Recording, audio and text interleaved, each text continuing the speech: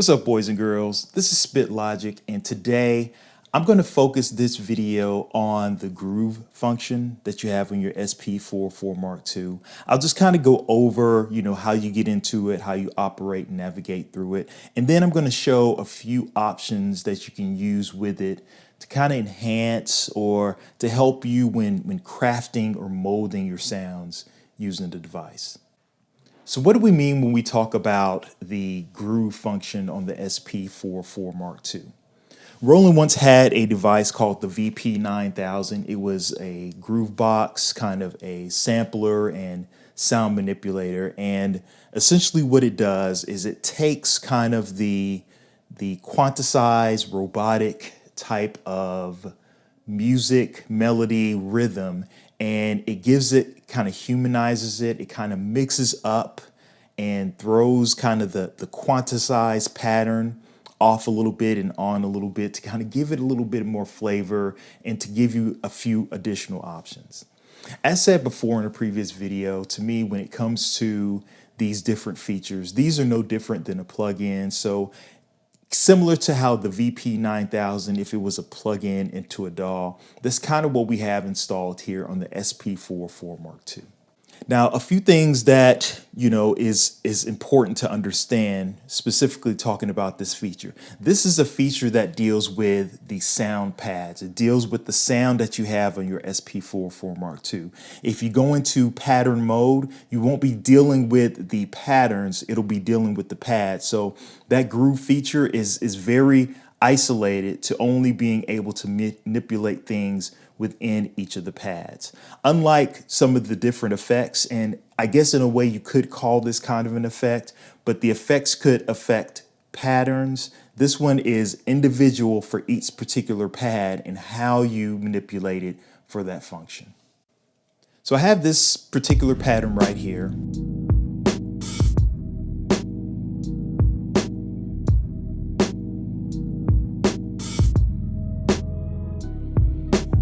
So what I'm going to do right here, I'm going to hit the copy button and I'm going to hit this particular pad. And one good thing about the SP-404 Mark II right now is that you can copy a pattern and export it into a sample.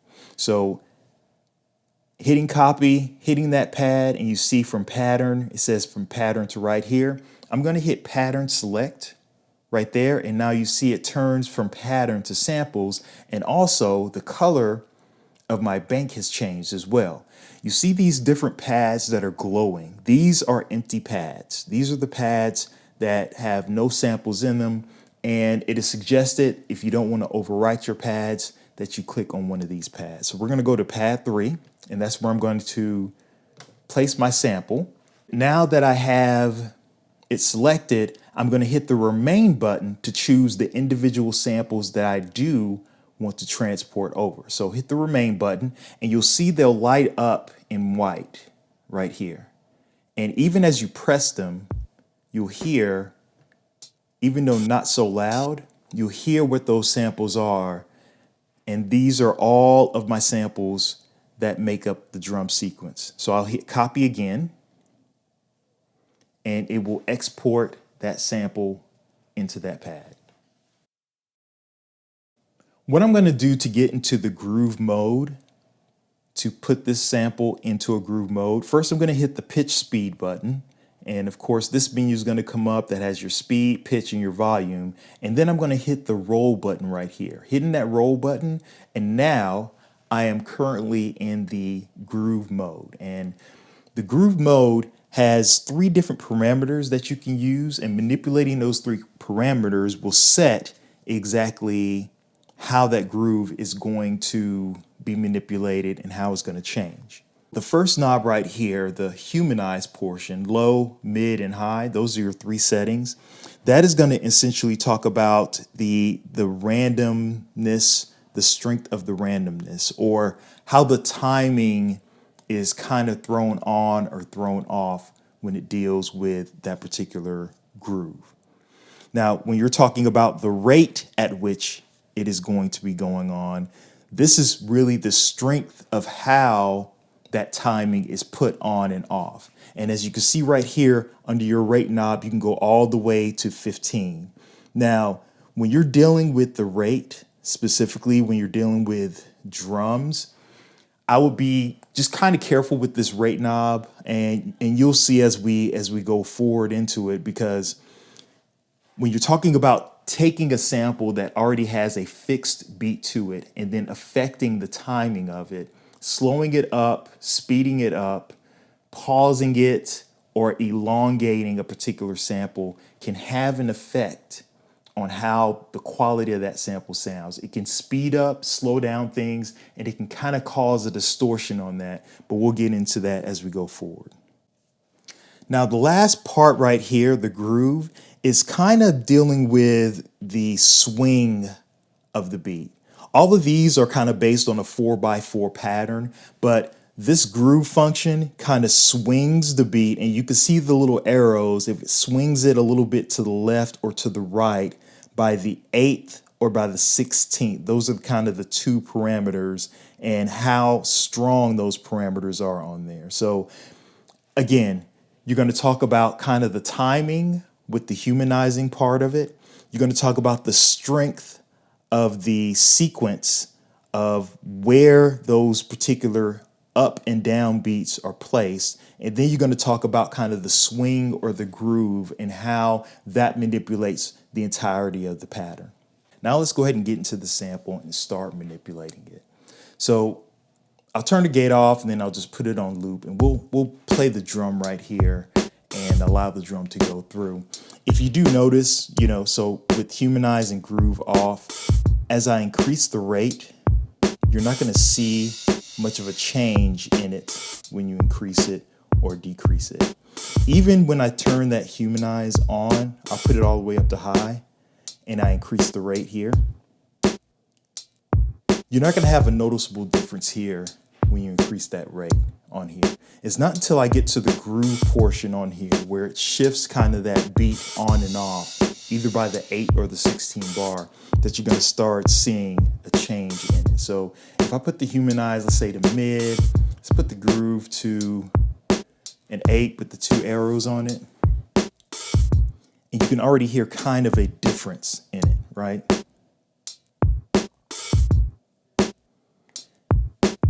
Now, as I increase that rate on here, you'll hear even more of a change.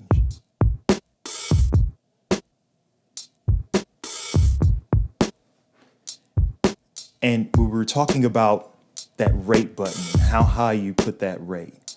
You could look at 7 as almost halfway there, and you can hear kind of that distortion, kind of when you kind of do that pitch variant when you're dealing with a sample.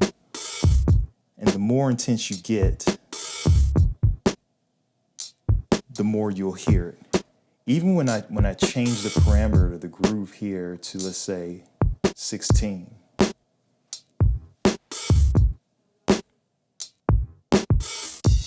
If I double it,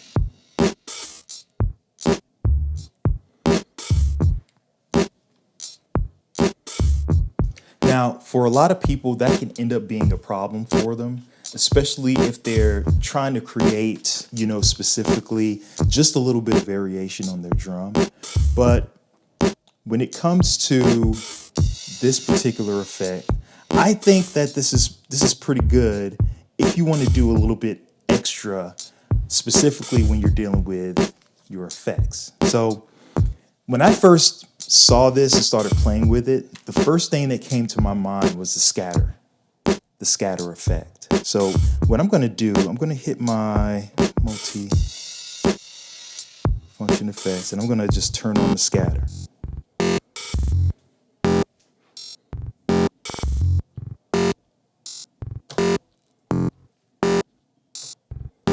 And you can hear right now, it has done a couple of things to it, right?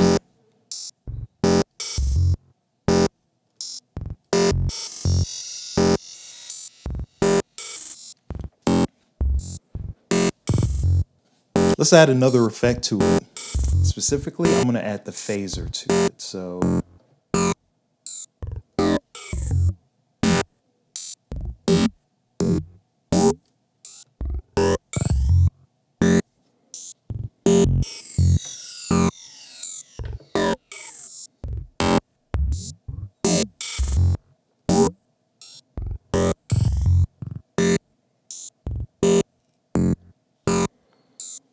I'd say let's even go further and add something from the effects, right?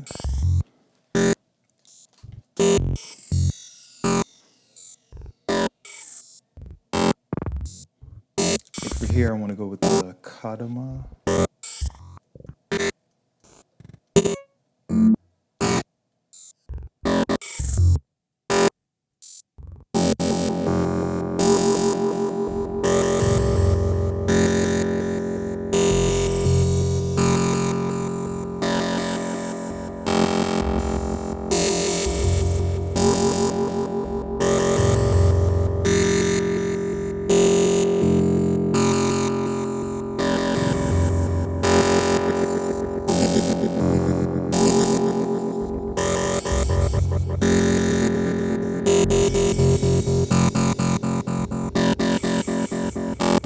Let's add one more effect to that. I think I want to go with maybe like either the crusher or just the distortion. Let's see.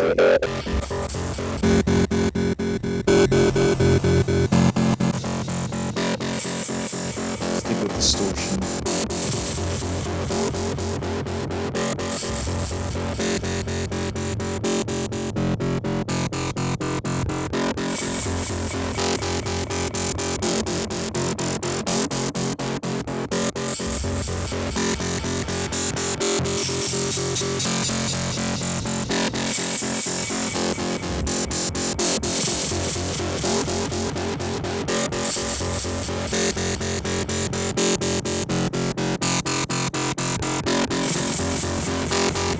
This is another thing that I forgot to kind of mention when dealing with that groove function.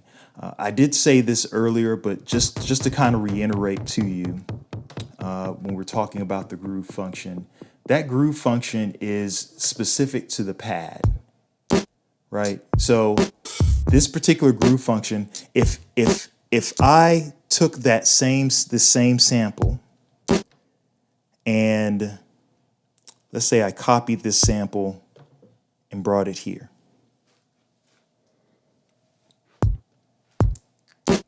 And you see it still has that same feature on here. If I turn it off on here, that only affects that pad. And as you can see right here, this still has the groove feature on it, while this one does not.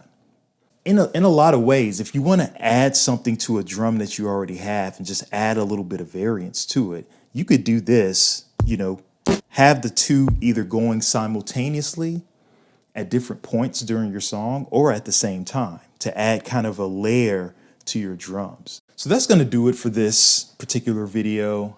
I believe this is going to be probably a shorter video, essentially just using that groove feature, which I think primarily fits more into the mold of the drums, using drums and percussion as opposed to just using melodies. Though I do think that there are probably some value that can be used in using that groove feature for melodic patterns of samples. But let me know what you think. What do you do with the groove feature if you do use that groove feature? How have you used it? How have you manipulated it? I did speak about, using it primarily for percussion, for drums. Do you use it for melodies? And how do you use it for melodies? Does it fit inside its original genre after you have mixed and manipulated that particular pattern using the groove feature? And what genres do you use between the two? As always, I thank you for the view. I thank you for the listen. And until next time, peace.